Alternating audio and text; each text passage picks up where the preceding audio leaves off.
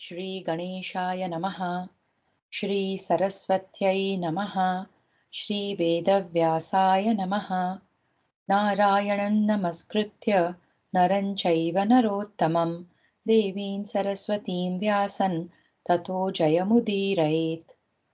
वसुदेवसुतं देवं कंसचाणूरमर्दनं देवकी परमानन्दं कृष्णं वन्दे जगद्गुरुम्। अष्टात्रिंशोऽध्यायः गुणत्रयविभागयोग। श्रीमद्भगवद्गीतायां चतुर्दशोऽध्यायः।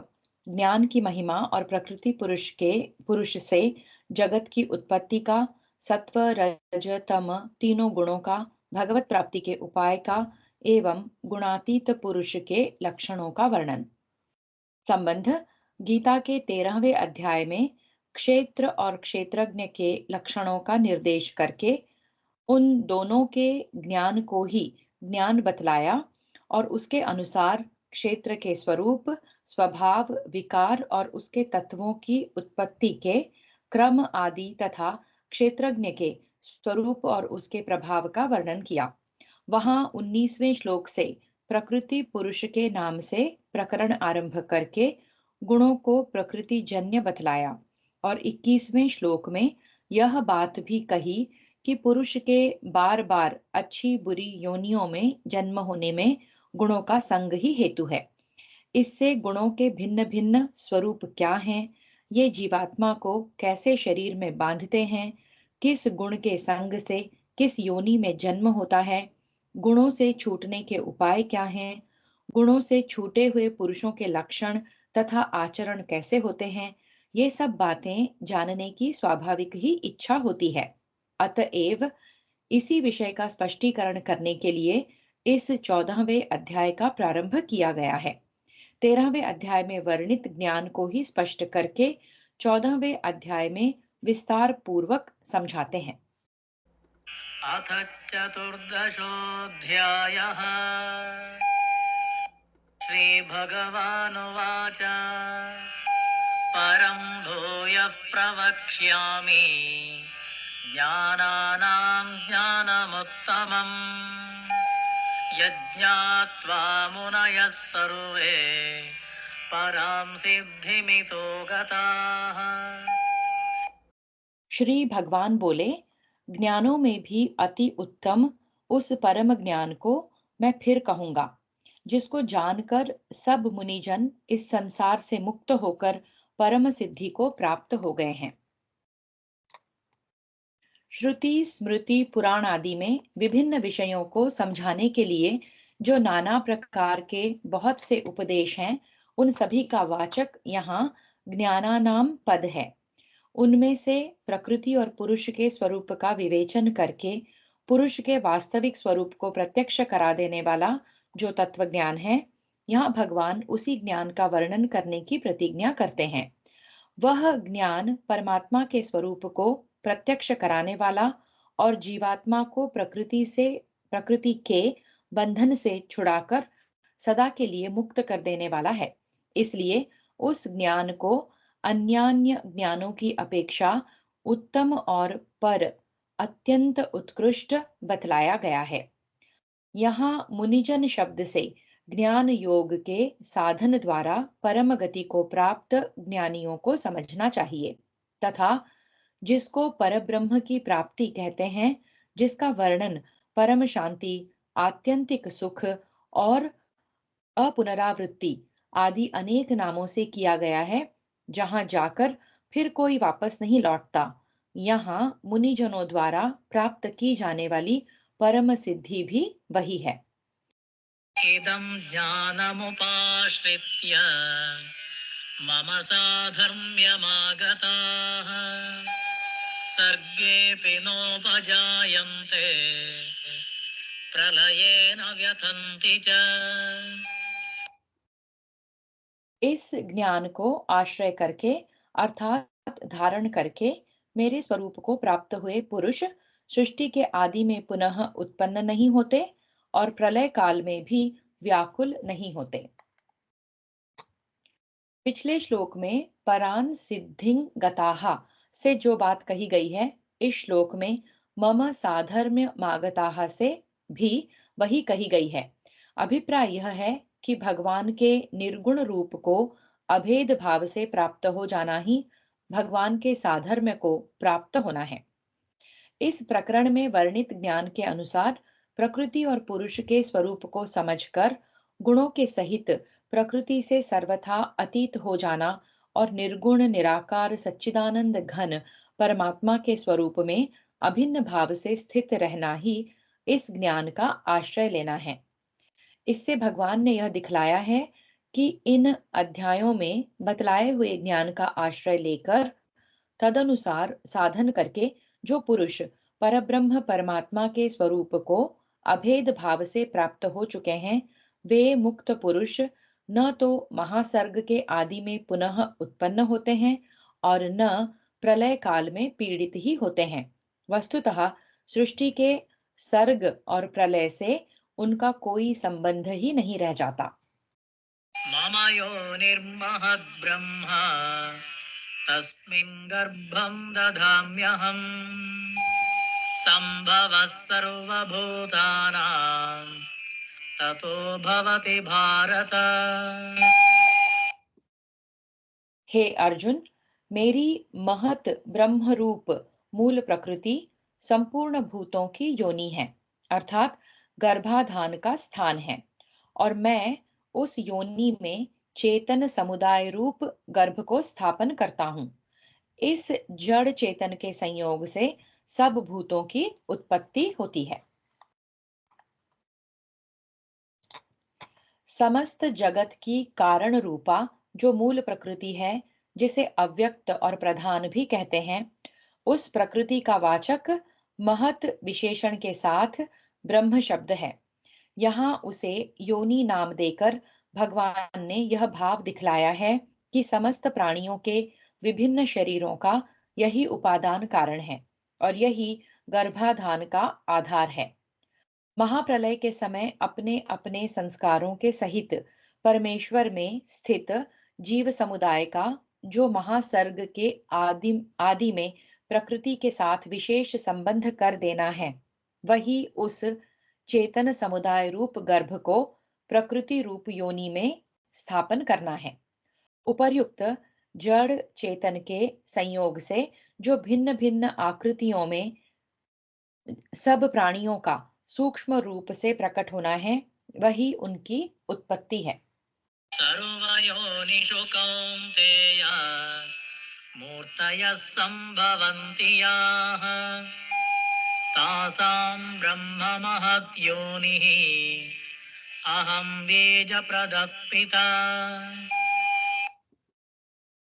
हे अर्जुन, नाना प्रकार की सब योनियों में जितनी मूर्तियां हैं, अर्थात शरीरधारी प्राणी उत्पन्न होते हैं, प्रकृति तो उन सब की गर्भ धारण करने वाली माता है और मैं बीज को स्थापन करने वाला पिता हूँ। यहाँ मूर्ति शब्द देव, मनुष्य, राक्षस, पशु और पक्षी आदि नाना प्रकार के भिन्न भिन्न वर्ण और आकृति वाले शरीरों से युक्त समस्त प्राणियों का वाचक है। उन प्राणियों का स्थूल रूप से जन्म ग्रहण करना ही उनका उत्पन्न होना है। इससे भगवान ने यह दिखलाया है कि उन सब मूर्तियों के जो सूक्ष्म स्थूल शरीर हैं, वे सब प्रकृति के अंश से बने हुए हैं और उन सब में जो चेतन आत्मा है, वह मेरा अंश है। उन दोनों के संबंध से समस्त मूर्तियां अर्थात शरीरधारी प्राणी प्रकट होते हैं। अतएव प्रकृति उनकी माता है और मैं पिता हूँ। संबंध जीवों के नाना प्रकार की योनियों में जन्म लेने की बात तो चौथे श्लोक तक कही गई, किंतु वहां गुणों की कोई बात नहीं आई। इसलिए अब वे गुण क्या हैं, उनका संग क्या है, किस गुण के संग से अच्छी योनि में और किस गुण के संग से बुरी योनि में जन्म होता है, इन सब बातों को स्पष्ट करने के लिए इस प्रकरण का आरंभ करते हुए भगवान अब पहले उन तीनों गुणों की प्रकृति से उत्पत्ति और उनके विभिन्न नाम बतलाकर फिर उनके स्वरूप और उनके द्वारा जीवात्मा के बंधन प्रकार का क्रमशः पृथक पृथक वर्णन करते हैं। तत्त्वं रजस्तम इति गुणाः प्रकृतिसम्भवाः निबध्नन्ति महाबाहो देहे देहिनमव्ययम्। हे अर्जुन, सत्व गुण, रजोगुण और तमोगुण ये प्रकृति से उत्पन्न तीनों गुण अविनाशी जीवात्मा को शरीर में बांधते हैं। अभिप्राय यह है कि गुण तीन हैं, सत्व, रज और तम उनके नाम हैं और तीनों परस्पर भिन्न हैं। ये तीनों गुण प्रकृति के कार्य हैं एवं समस्त जड़ पदार्थ इन्हीं तीनों का विस्तार है।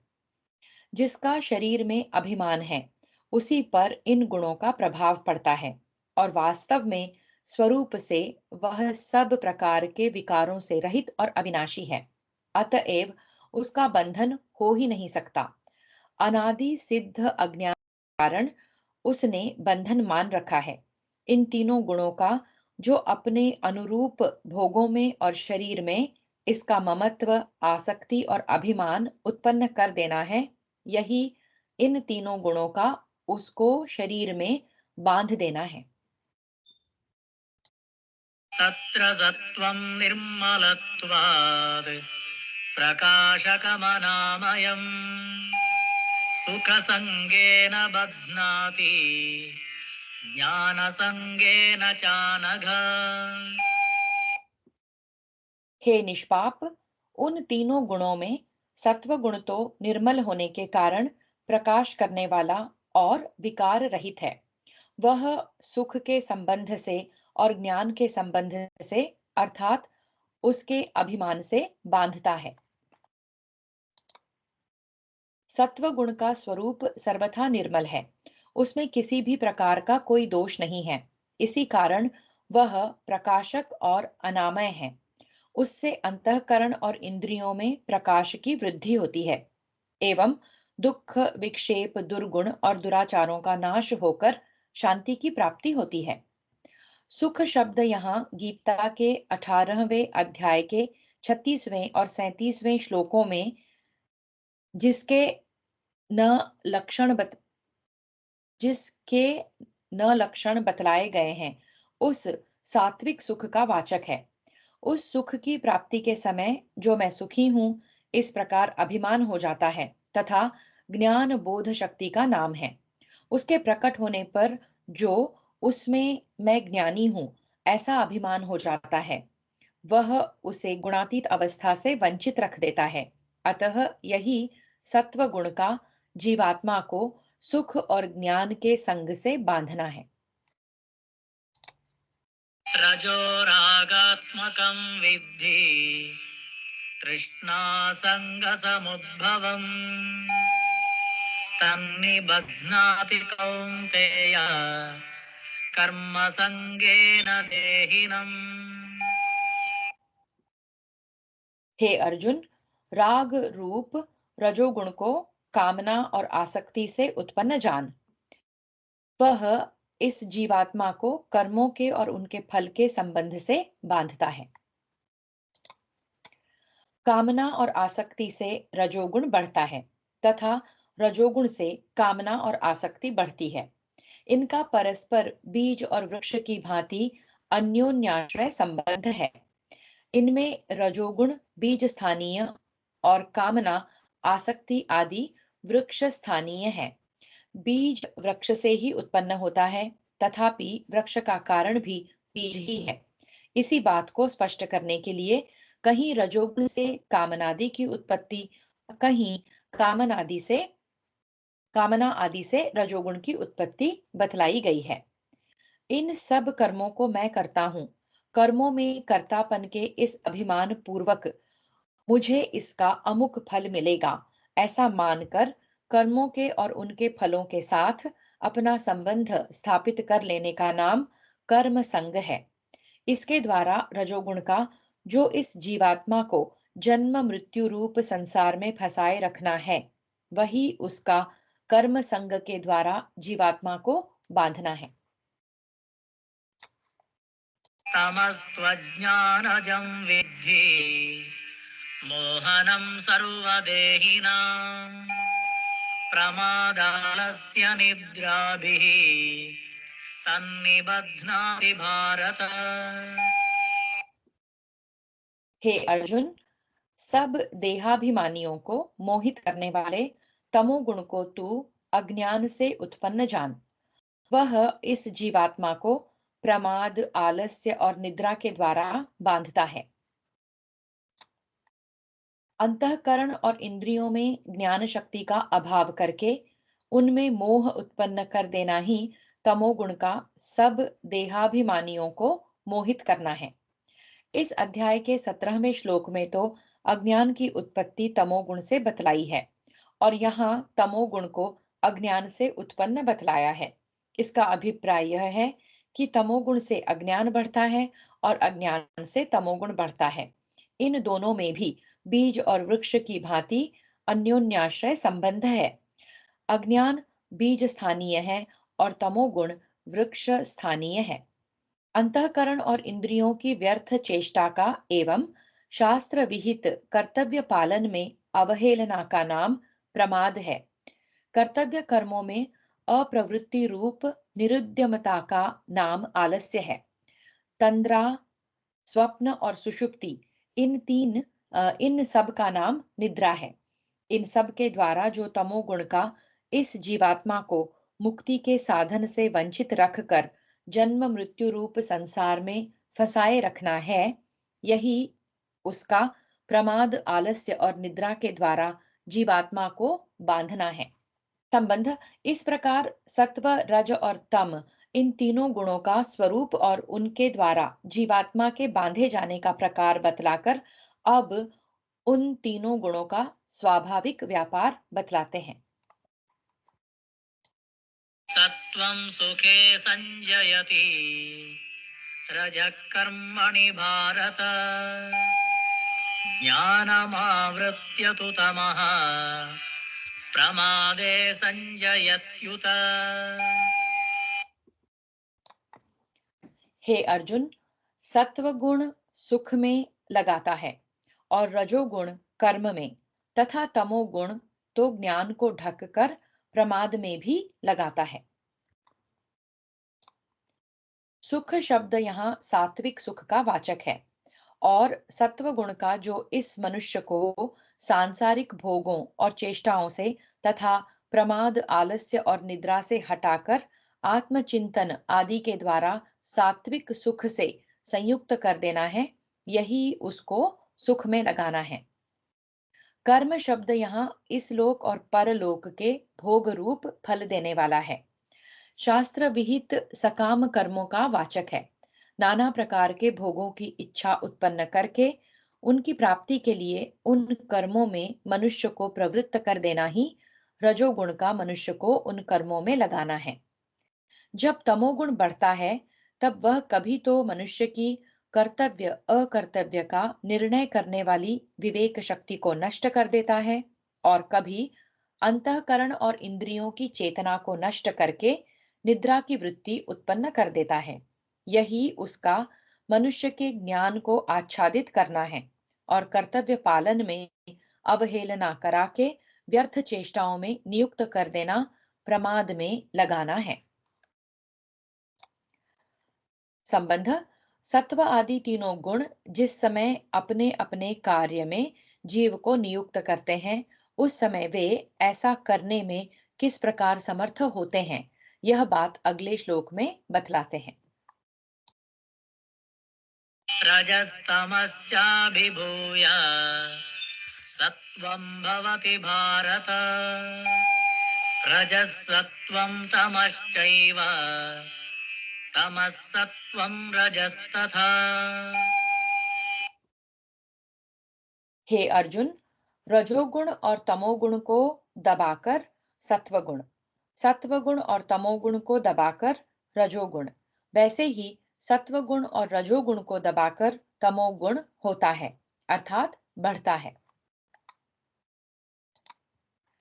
रजोगुण के कार्य लोभ, प्रवृत्ति और भोग वासन आदि तथा तमोगुण के कार्य निद्रा, आलस्य और प्रमाद आदि को दबाकर जो सत्व गुण का ज्ञान, प्रकाश और सुख आदि को उत्पन्न कर देना है, यही रजोगुण और तमोगुण को दबाकर सत्व गुण का बढ़ जाना है। जिस समय सत्वगुण और तमोगुण की प्रवृत्ति को रोककर रजोगुण अपना कार्य आरंभ करता है, उस समय शरीर, इंद्रिय और अंतःकरण में चंचलता, अशांति, लोभ, भोग वासना और नाना प्रकार के कर्मों में प्रवृत्त होने की उत्कट इच्छा उत्पन्न हो जाती है। यही सत्वगुण और तमोगुण को दबाकर रजोगुण का बढ़ जाना है। जिस समय सत्वगुण और रजोगुण की प्रवृत्ति को रोककर तमोगुण अपना कार्य आरंभ करता है, उस समय शरीर, इंद्रियां और अंतःकरण में मोह आदि बढ़ जाते हैं और प्रमाद में प्रवृत्ति हो जाती है। वृत्तियां विवेक शून्य हो जाती हैं। यही सत्वगुण और रजोगुण को दबाकर तमोगुण का बढ़ना है। गुणों की वृद्धि में निम्नलिखित 10 हेतु श्रीमद् भागवत में बतलाए गए हैं। भागवत का एक श्लोक है और उसका अर्थ इस प्रकार है। शास्त्र, जल, संतान, देश, काल, कर्म, जन्म, चिंतन, मंत्र और संस्कार, ये 10 गुणों के हेतु हैं, अर्थात गुणों को बढ़ाने वाले हैं। अभिप्राय यह है कि उपर्युक्त पदार्थ जिस गुण से युक्त होते हैं, उनका संग उसी गुण को संबंध, इस प्रकार अन्य 2 गुणों को दबाकर प्रत्येक गुण के बढ़ने की बात कही गई है। अब प्रत्येक गुण की वृद्धि के लक्षण जानने की इच्छा होने पर क्रमशः सत्वगुण, रजोगुण और तमोगुण की वृद्धि के लक्षण बतलाए जाते हैं। सर्वद्वारेषु देहेऽस्मिन् प्रकाश उपजायते ज्ञानं यदा तदा विद्यात् विवृद्धं सत्त्वमित्युत। जिस समय इस देह में तथा अंतःकरण और इंद्रियों में चेतनता और विवेक शक्ति उत्पन्न होती है, उस समय ऐसा जानना चाहिए कि सत्व गुण बढ़ा है। अभिप्राय यह है कि सत्व गुण की वृद्धि का अवसर मनुष्य शरीर में ही मिल सकता है और इसी शरीर में सत्व गुण की सहायता पाकर मनुष्य मुक्ति लाभ कर सकता है। दूसरी योनियों में ऐसा अधिकार नहीं है। शरीर में चेतनता, हल्कापन तथा इंद्रिय और अंतःकरण में निर्मलता और चेतना की अधिकता हो जाना ही प्रकाश का उत्पन्न होना है एवं सत्य, असत्य तथा कर्तव्य, अकर्तव्य का निर्णय कराने वाली विवेक शक्ति का जागृत हो जाना ज्ञान का उत्पन्न होना है।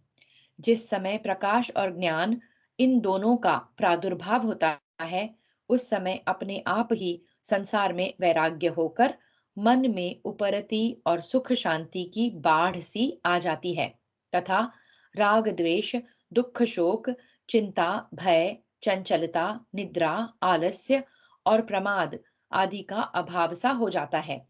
उस समय मनुष्य को सावधान होकर अपना मन भजन ध्यान में लगाने की चेष्टा करनी चाहिए, तभी सत्वगुण की प्रवृत्ति अधिक समय ठहर सकती है। अन्यथा उसकी अवहेलना कर देने से शीघ्र ही तमोगुण या रजोगुण उसे दबाकर अपना कार्य आरंभ कर सकते हैं। लोभ प्रवृत्तिरारम्भः कर्मणामशमस्पृहा रजस्येतानि जायन्ते विवृद्धे भरतर्षभ। हे अर्जुन, रजोगुण के बढ़ने पर लोभ प्रवृत्ति, स्वार्थ बुद्धि से कर्मों का सकाम भाव से आरंभ, अशांति और विषय भोगों की लालसा, ये सब उत्पन्न होते हैं, जिसके कारण मनुष्य प्रति क्षण धन की वृद्धि के उपाय सोचता रहता है। धन के व्यय करने का समुचित अवसर प्राप्त होने पर भी उसका त्याग नहीं करता एवं धनोपार्जन के समय कर्तव्य, अकर्तव्य का विवेचन छोड़कर दूसरे के स्वत्व पर भी अधिकार जमाने की इच्छा या चेष्टा करने लगता है।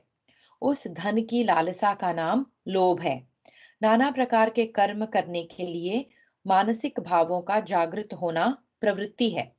उन कर्मों को सकाम भाव से करने लगना उनका आरंभ है।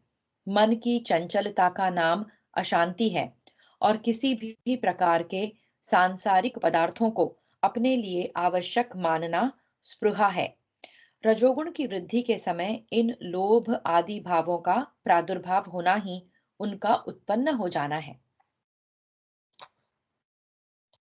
अप्रकाशो प्रवृत्तिश्च प्रमादो मोह एव च तमस्येतानि जायन्ते विवृद्धे कुरु नन्दन। हे अर्जुन, तमोगुण के बढ़ने पर अंतःकरण और इंद्रियों में अप्रकाश, कर्तव्य कर्मों में अप्रवृत्ति और प्रमाद अर्थात व्यर्थ चेष्टा और निद्रादि अंतःकरण की मोहिनी वृत्तियां, ये सब ही उत्पन्न होते हैं। मनुष्य के इंद्रिय और अंतःकरण में दीप्ति का अभाव हो जाना ही अप्रकाश का उत्पन्न होना है। कोई भी कर्म अच्छा नहीं लगना, केवल पड़े रहकर ही समय बिताने की इच्छा होना, यह अप्रवृत्ति का उत्पन्न होना है। शरीर और इंद्रियों द्वारा व्यर्थ चेष्टा करते रहना और कर्तव्य कर्म में अवहेलना करना, यह प्रमाद का उत्पन्न होना है। मन का मोहित हो जाना, किसी बात की स्मृति न रहना, तंद्रा, स्वप्न या सुषुप्ति अवस्था का प्राप्त हो जाना, विवेक शक्ति का अभाव हो जाना, किसी विषय को समझने की शक्ति का न रहना, यही सब मोह का उत्पन्न होना है। ये सब लक्षण तमोगुण की वृद्धि के समय उत्पन्न होते हैं। अतएव इनमें से कोई सा भी लक्षण अपने में देखा जाए, तब मनुष्य को समझना चाहिए कि तमोगुण बढ़ा हुआ है। संबंध।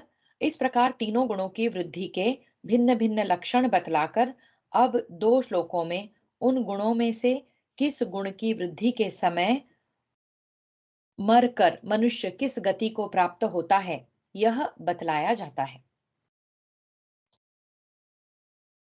यदा सत्त्वे प्रवृद्धे तु प्रलयं याति देहभृत् तदोत्तमविदां लोकान् अमलान् प्रतिपद्यते। जब यह मनुष्य सत्व गुण की वृद्धि में मृत्यु को प्राप्त होता है, तब तो उत्तम कर्म करने वालों के निर्मल दिव्य स्वर्गादि लोकों को प्राप्त होता है। देहभृत पद का प्रयोग करके यह भाव दिखलाया गया है कि जो देहधारी हैं, जिनकी शरीर में अहंता और ममता है, उन्हीं की पुनर्जन्म रूप भिन्न भिन्न गतियां होती हैं। जिनका शरीर में अभिमान नहीं है, ऐसे जीवन मुक्त महात्माओं का आवागमन नहीं होता। इस प्रकरण में ऐसे मनुष्य की गति का निरूपण किया जाता है, जिसकी स्वाभाविक स्थिति दूसरे गुणों में होते हुए भी सात्विक गुण की वृद्धि में मृत्यु हो जाती है। ऐसे मनुष्य में जिस समय पूर्व संस्कार आदि किसी कारण से सत्व गुण बढ़ जाता है, अर्थात जिस समय 11वें श्लोक के 11वें श्लोक के वर्णनानुसार उसके समस्त शरीर, इंद्रिय और अंतःकरण में प्रकाश और ज्ञान उत्पन्न हो जाता है, उस समय स्थूल शरीर से मन, इंद्रियों और प्राणों के सहित जीवात्मा का संबंध विच्छेद हो जाना ही सत्व गुण की वृद्धि में मृत्यु को प्राप्त होना है। रजसि प्रलयं गत्वा कर्मसङ्गिषु जायते तथा प्रलीनस्तमसि मूढयोनिषु जायते। रजोगुण के बढ़ने पर मृत्यु को प्राप्त होकर कर्मों की आसक्ति वाले मनुष्यों में उत्पन्न होता है, तथा तमोगुण के बढ़ने पर मरा हुआ मनुष्य कीट, पशु आदि मूढ़ योनियों में उत्पन्न होता है। सात्विक और तामस पुरुष के भी हृदय में जिस समय 12वें श्लोक के अनुसार लोभ, प्रवृत्ति आदि राजस भाव बढ़े हुए होते हैं, उस समय जो स्थूल शरीर से मन, इंद्रियों और प्राणों के सहित जीवात्मा का संबंध विच्छेद हो जाना है, वही रजोगुण की वृद्धि में मृत्यु को प्राप्त होना है। जिस समय सात्विक और राजस पुरुष के भी हृदय में 13वें श्लोक के अनुसार अप्रकाश, अप्रवृत्ति और प्रमाद आदि तामस भाव बढ़े हुए हों, उस समय जो स्थूल शरीर से मन, इंद्रियों और प्राणों के सहित जीवात्मा का संबंध विच्छेद हो जाना है, वही तमोगुण की वृद्धि में मृत्यु को प्राप्त होना है। संबंध सत्व, रज और तम इन तीनों गुणों की वृद्धि में मरने के भिन्न भिन्न फल बतलाए गए।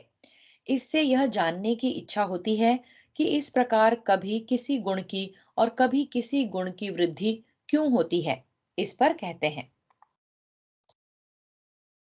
कर्मणः सुकृतस्याहुः सात्विकं निर्मलं फलम् रजसस्तु फलं दुःखम् अज्ञानं तमसः फलम्। श्रेष्ठ कर्म का तो सात्विक अर्थात सुख, ज्ञान और वैराग्यादि निर्मल फल कहा है। राजस कर्म का फल दुख एवं तामस कर्म का फल अज्ञान कहा गया है। सात्विक, राजस और तामस तीनों प्रकार के कर्म संस्कार प्रत्येक मनुष्य के अंतःकरण में संचित रहते हैं।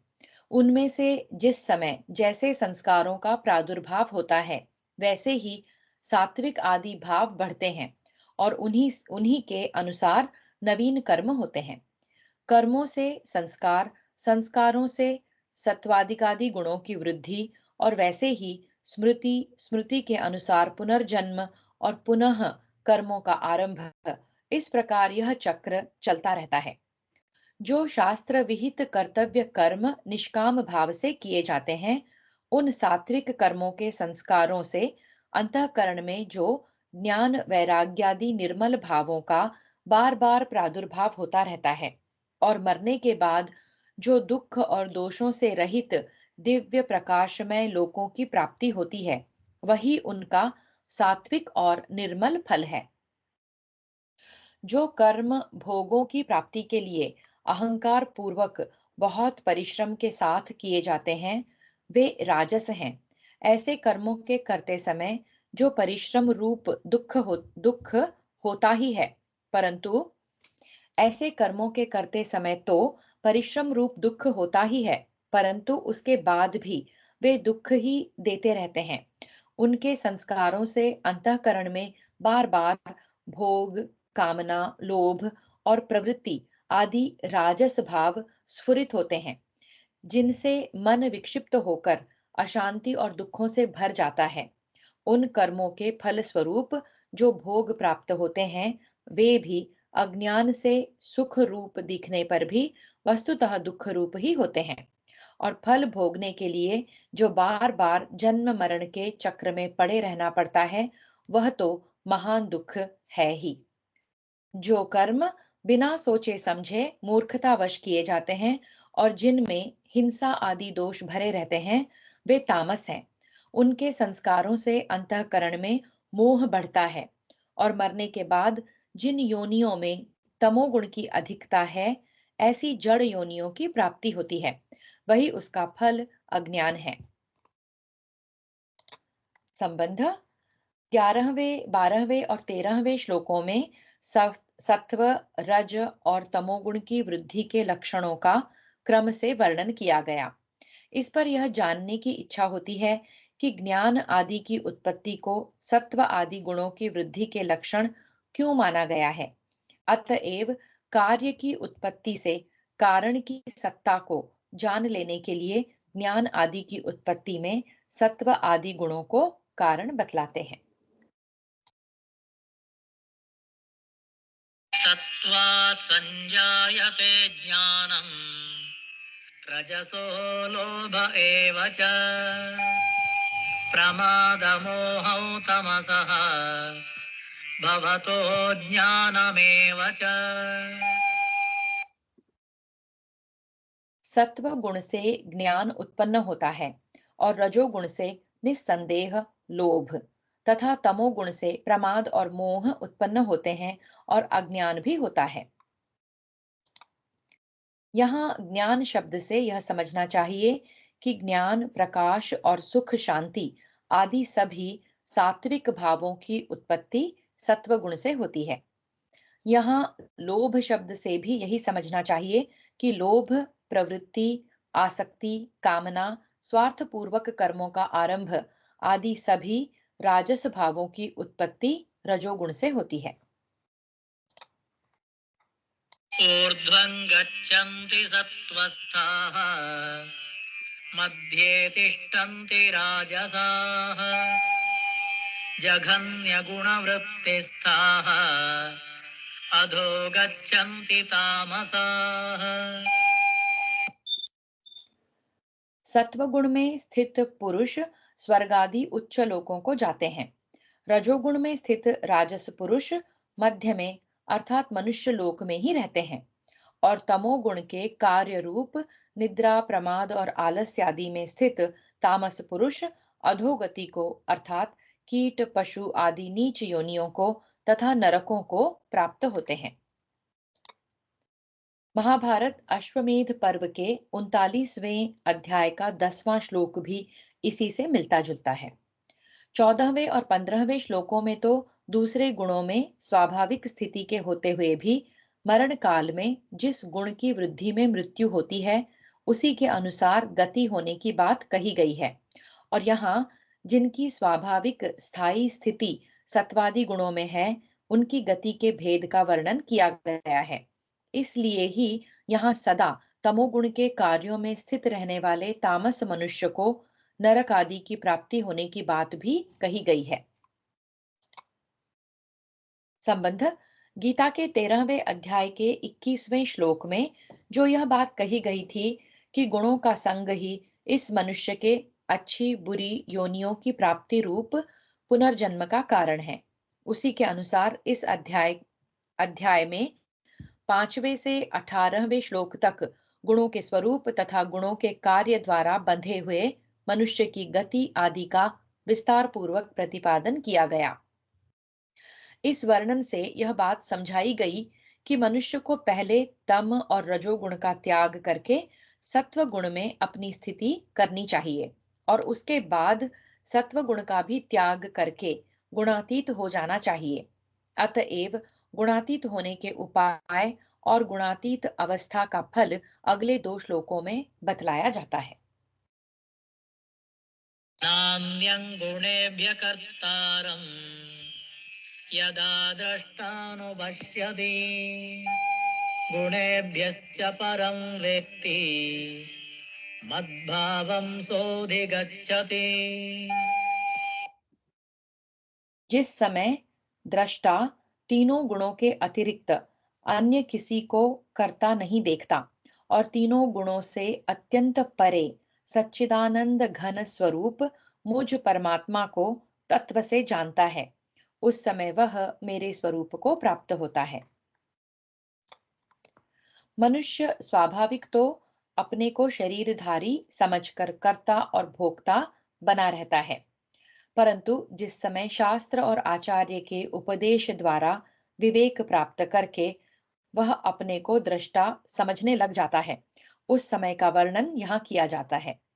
इंद्रिय, अंतःकरण और प्राण आदि की श्रवण, दर्शन, खान पान, चिंतन, मनन, शयन, आसन और व्यवहार आदि सभी स्वाभाविक चेष्टाओं के होते समय सदा सर्वदा अपने को निर्गुण निराकार सच्चिदानंद घन ब्रह्म में अभिन्न भाव से स्थित देखते हुए जो ऐसे समझना है कि गुणों के अतिरिक्त अन्य कोई कर्ता नहीं है।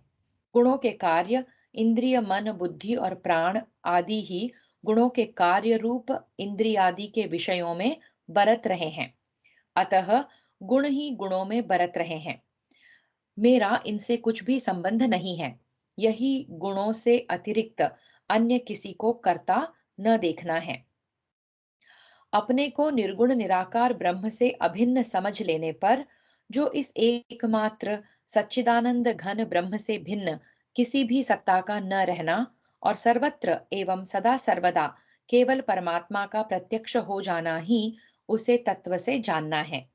ऐसी स्थिति के बाद जो सच्चिदानंद घन ब्रह्म की अभिन्न भाव से साक्षात प्राप्ति हो जाती है, वही भग भगवत भाव यानी भगवान के स्वरूप को प्राप्त होना है।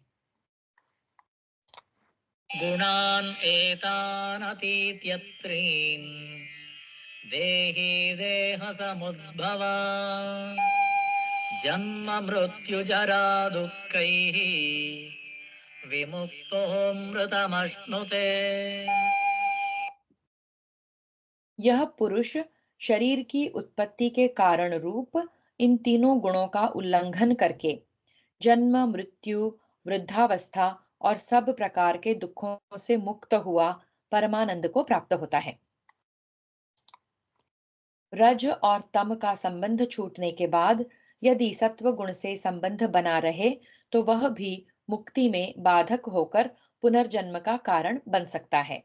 अतएव उसका संबंध भी त्याग देना चाहिए। आत्मा वास्तव में असंग है, गुणों के साथ उसका कोई भी संबंध नहीं है।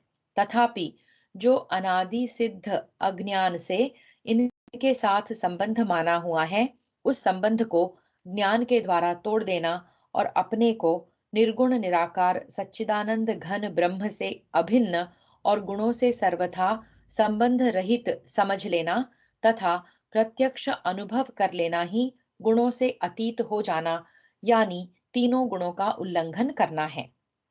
जन्म और मरण तथा बाल युवा और वृद्ध अवस्था शरीर की होती है एवं आधि और व्याधि आदि सब प्रकार के दुख भी इंद्रिय मन और प्राण आदि के संघात रूप शरीर में ही व्याप्त रहते हैं।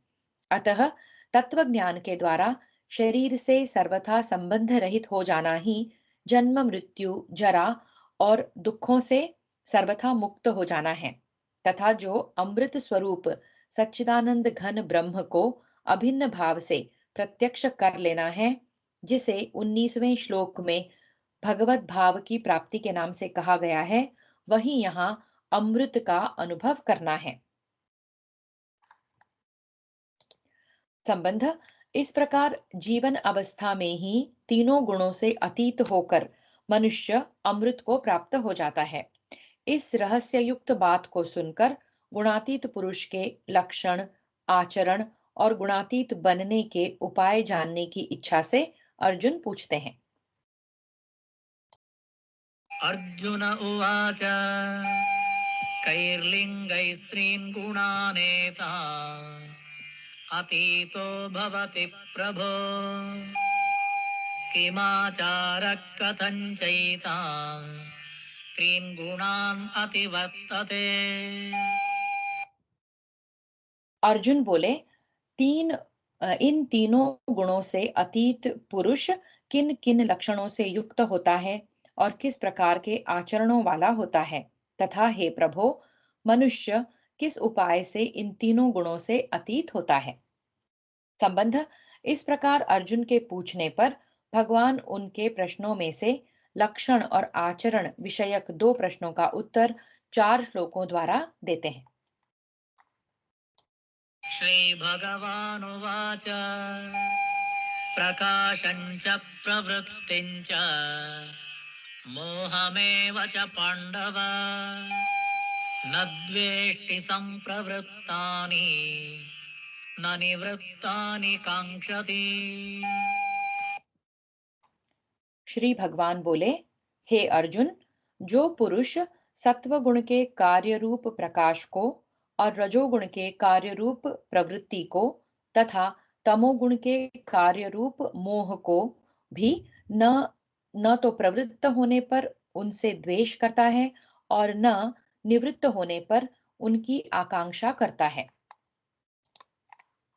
गुणातीत पुरुष के अंदर ज्ञान, शांति और आनंद नित्य रहते हैं, उनका कभी अभाव नहीं होता।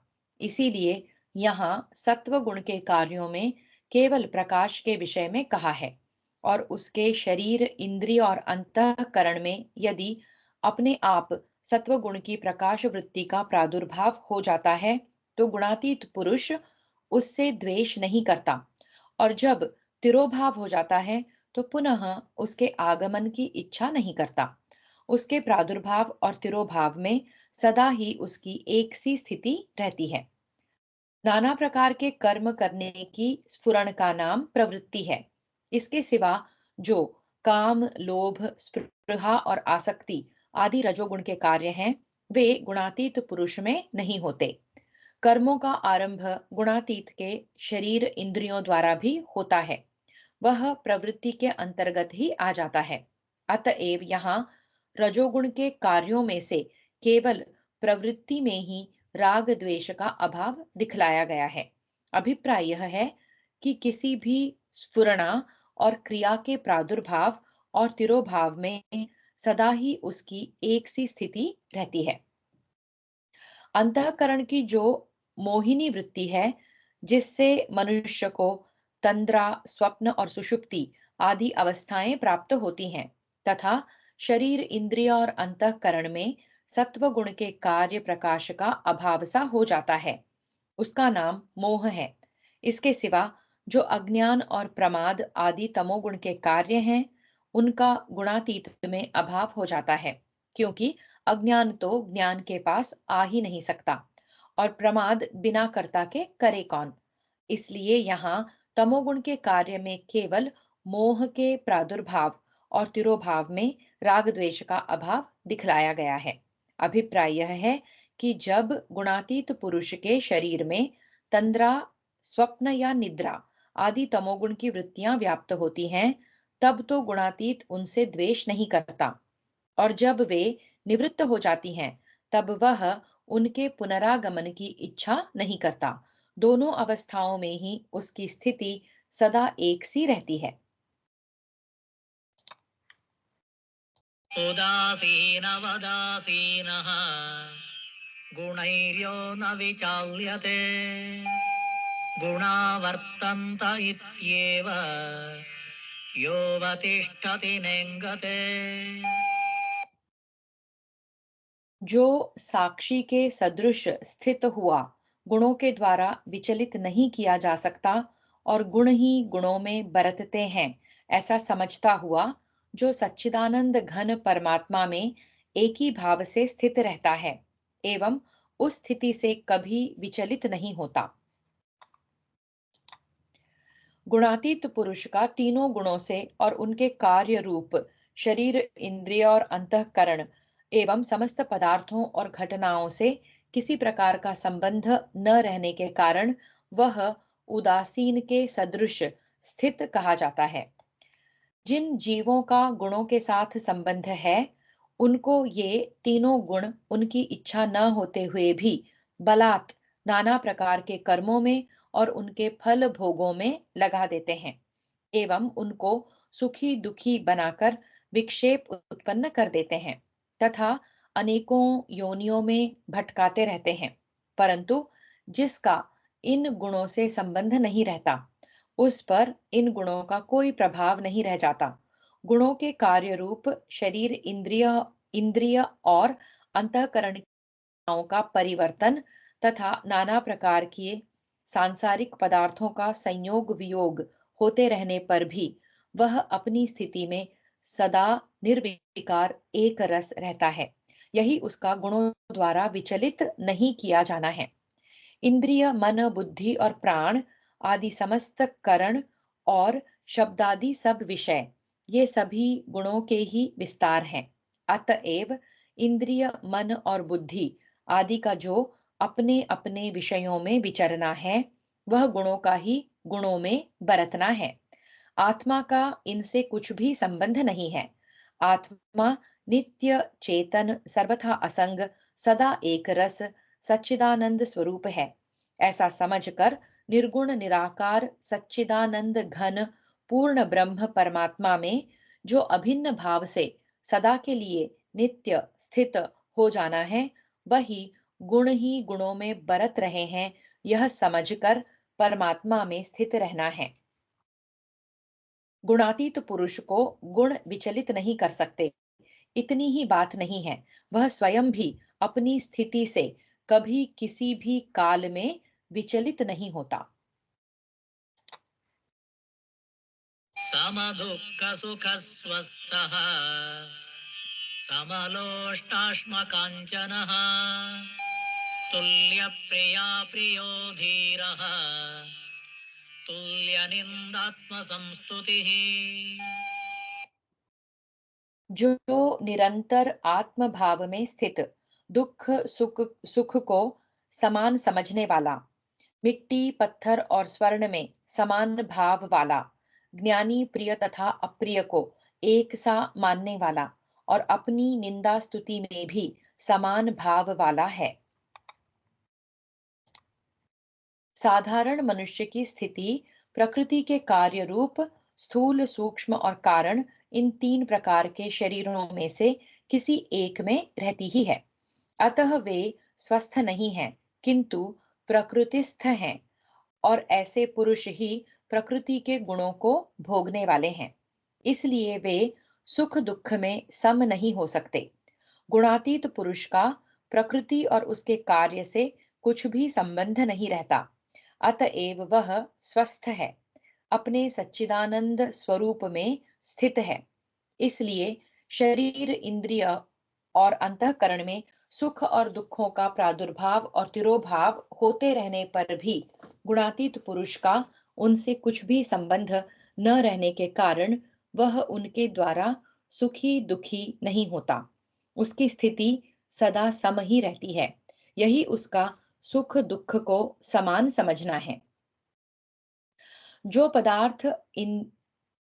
पदार्थ शरीर, इंद्रिय, मन और बुद्धि के अनुकूल हो तथा उनका पोषक, सहायक एवं सुखप्रद हो, वह लोक दृष्टि से प्रिय कहलाता है, और जो पदार्थ उनके प्रतिकूल हो, उनका क्षयकारक, विरोधी एवं ताप पहुंचाने वाला हो, वह लोक दृष्टि से अप्रिय माना जाता है।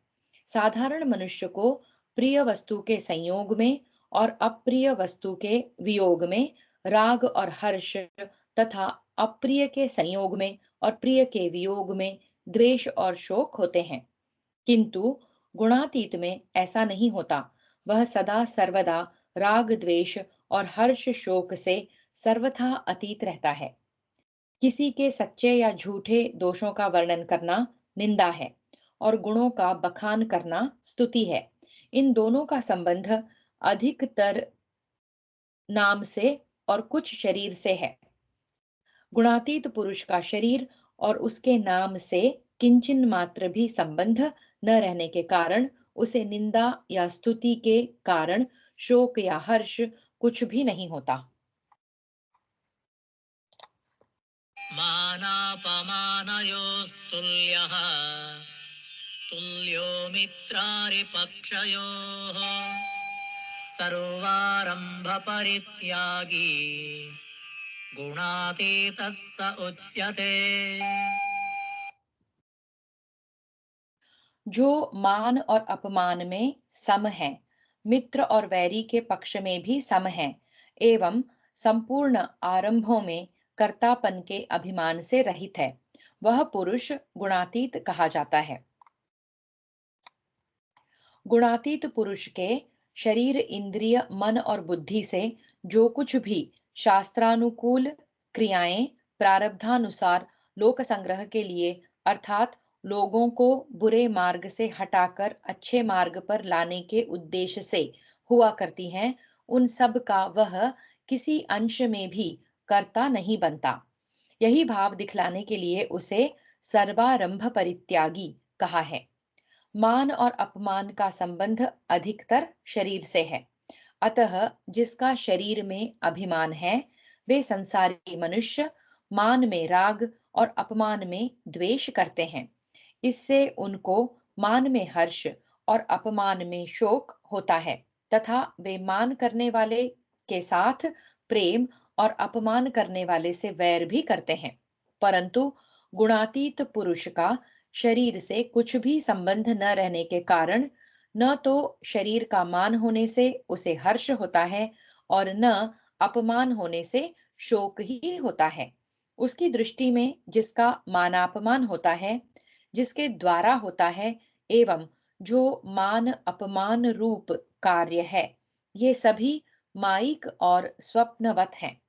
अतएव मान अपमान से उसमें किंचन मात्र भी राग द्वेष और हर्ष शोक नहीं होते। यही उसका मान और अपमान से सम रहना है।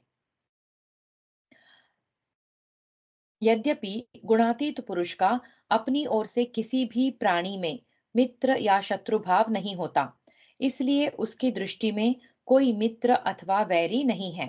तथापि लोग अपनी भावना के अनुसार उसमें मित्र या शत्रु भाव की कल्पना कर लेते हैं, किंतु वह दोनों पक्ष वालों में समभाव रखता है। उसके द्वारा बिना राग द्वेष के ही समभाव से सबके हित की चेष्टा हुआ करती है। वह किसी का भी बुरा नहीं करता और उसकी किसी में भी भेद बुद्धि नहीं होती। यही उसका मित्र और वैरी के पक्षों में सम रहना है। अभिप्राय यह है कि इस अध्याय के 22वें, 23वें, 24वें और 25वें श्लोकों में जिन लक्षणों का वर्णन किया गया है, उन सब लक्षणों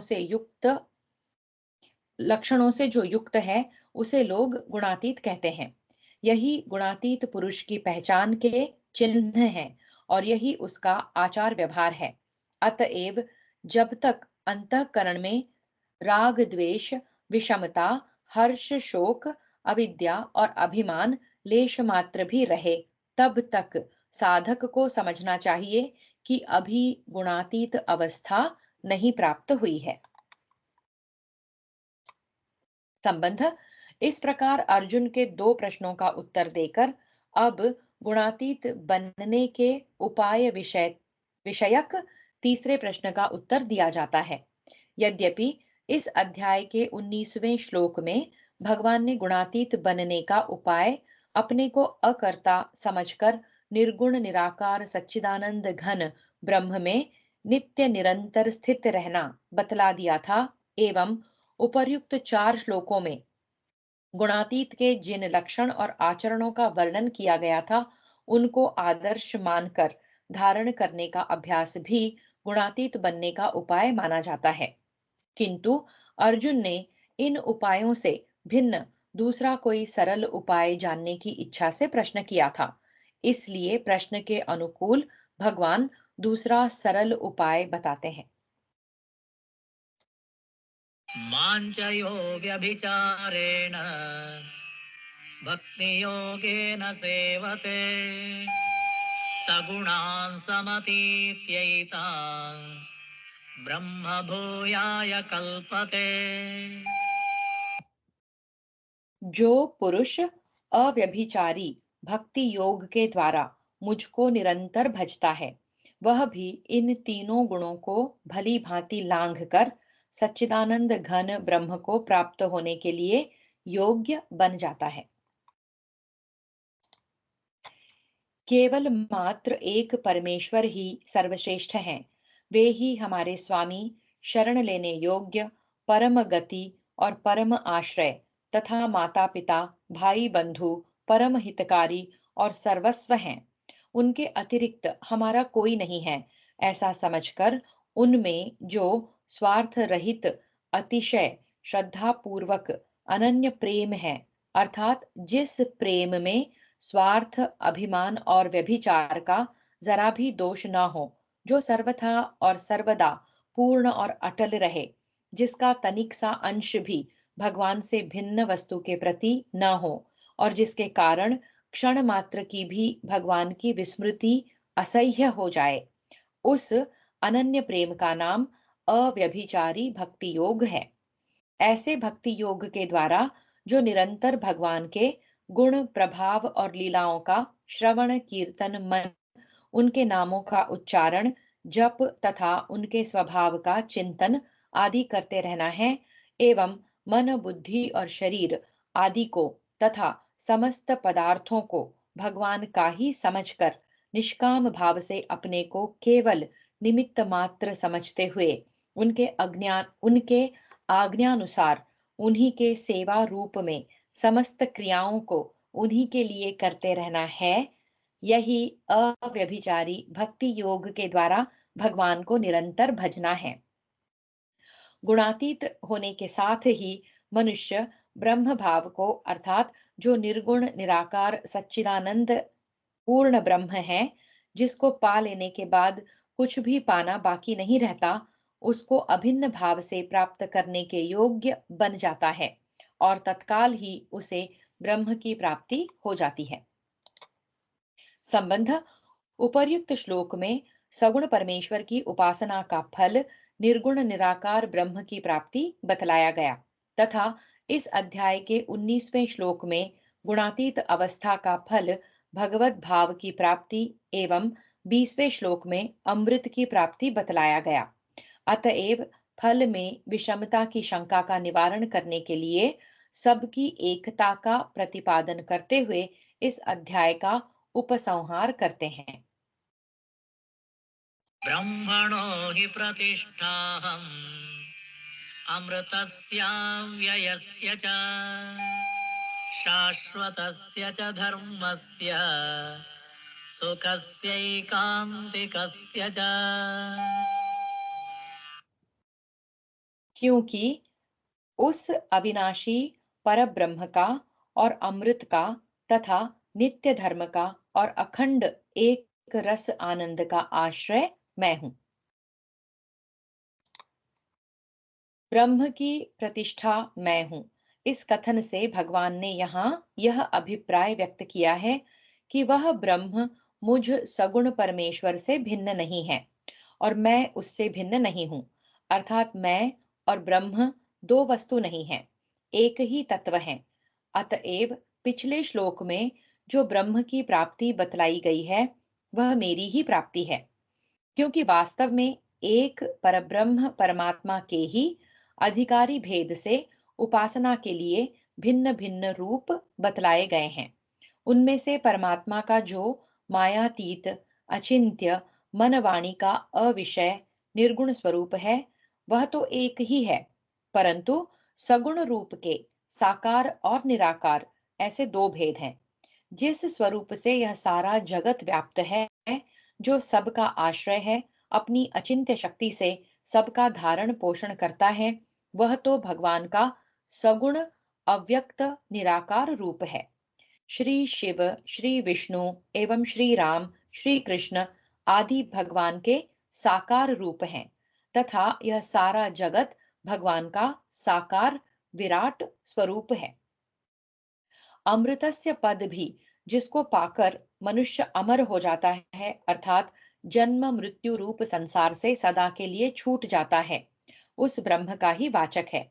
उसकी प्रतिष्ठा अपने को बतलाकर भगवान ने यह दिखलाया है कि वह अमृत भी मैं ही हूं।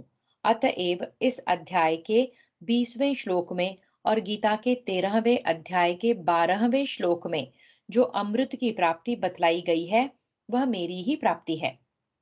जो नित्य धर्म है, जिस धर्म को गीता के 9वें अध्याय के दूसरे श्लोक में धर्म्य कहा है और 12वें अध्याय के अंतिम श्लोक में धर्म्यामृत नाम दिया गया है तथा इस प्रकरण में जो गुणातीत के लक्षणों के नाम से वर्णित हुआ है, उसका वाचक यहाँ शाश्वतस्य विशेषण के सहित धर्मस्य पद है। ऐसे धर्म की प्रतिष्ठा अपने को बतलाकर भगवान ने यह भाव दिखलाया है कि वह मेरी प्राप्ति का साधन होने के कारण मेरा ही स्वरूप है, क्योंकि इस धर्म का आचरण करने वाला किसी अन्य फल को न पाकर मुझको ही प्राप्त होता है। गीता के 5वें अध्याय के 21वें श्लोक में जो अक्षय सुख के नाम से, 6ठे अध्याय के 21वें श्लोक में आत्यंतिक सुख के नाम से और 28वें श्लोक में अत्यंत सुख के नाम से कहा गया है, उसी नित्य परमानंद को यहाँ एकांतिक सुख अर्थात अखंड एक रस आनंद कहा गया है। उसका आश्रय प्रतिष्ठा अपने को बतलाकर भगवान ने यह भाव दिखलाया है कि वह नित्य परमानंद मेरा ही स्वरूप है, मुझसे भिन्न कोई अन्य वस्तु नहीं है। अतः उसी की प्राप्ति मेरी ही प्राप्ति है, अतः उसकी प्राप्ति मेरी ही प्राप्ति है। ॐ तत्सदिति श्रीमद्भगवद्गीतासु उपनिषत्सु ब्रह्मविद्यायां योगशास्त्रे श्रीकृष्णार्जुनसंवादे गुणत्रयविभागयोगो नाम चतुर्दशोऽध्यायः।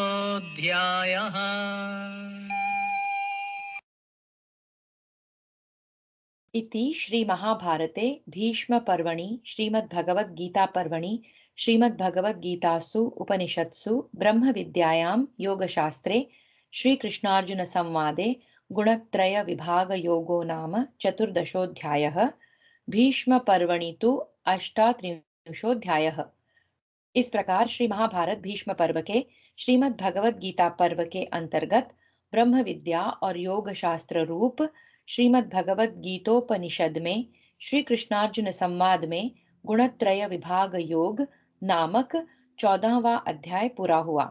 भीष्म पर्व में 38वां अध्याय पूरा हुआ। हरिओम तत्सत। श्री कृष्णार्पणमस्तु।